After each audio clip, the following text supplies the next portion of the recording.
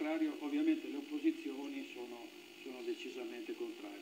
Non si tiene conto di un altro costo, quindi sì è vero si fa questo tesoretto di 104 miliardi, però si lancia un segnale che conviene non rispettare le leggi, non pagare le tasse, perché dopo prima o poi arriva un condono. Quindi il messaggio sì è che nel breve termine fai un po' di cassa, però nel lungo termine non lanci il segnale che le leggi possono non andare rispettate, rubare va bene e quindi ne perdi molto più di 100 miliardi negli anni successivi. Ecco, come dice questo telespettatore, così chi evade si sentirà autorizzato a evadere in modo permanente. Questo è quanto si dice molto spesso appunto quando ci sono in vista dei condoni. Ci fosse oggi Veneto Stato, no, uno Stato del Veneto, dal punto di vista fiscale come funzionerebbero le cose? Beh, assolutamente siamo contrarissimi a condoni, a chiudere un occhio quando uno non rispetta le regole e le leggi.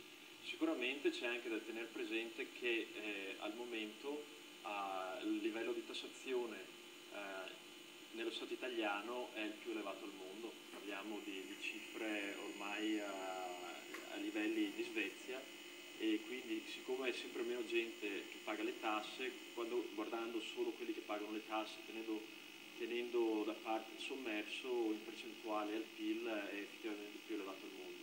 Sicuramente in un Veneto Stato indipendente la pressione fiscale sarebbe molto più bassa, e c'è anche una relazione che più bassa è la pressione fiscale, più basse sono le tasse e meno è l'evasione. Basta guardare anche i paesi vicini a noi, tipo la Svizzera e l'Austria, hanno l'evasione fiscale più bassa al mondo, mi pare dall'8-10% le stime, e questo perché hanno anche un sistema fiscale decente e vivibile che lascia respirare l'impresa e lascia ai cittadini poter operare. Quindi insomma dareste una pressione fiscale più bassa.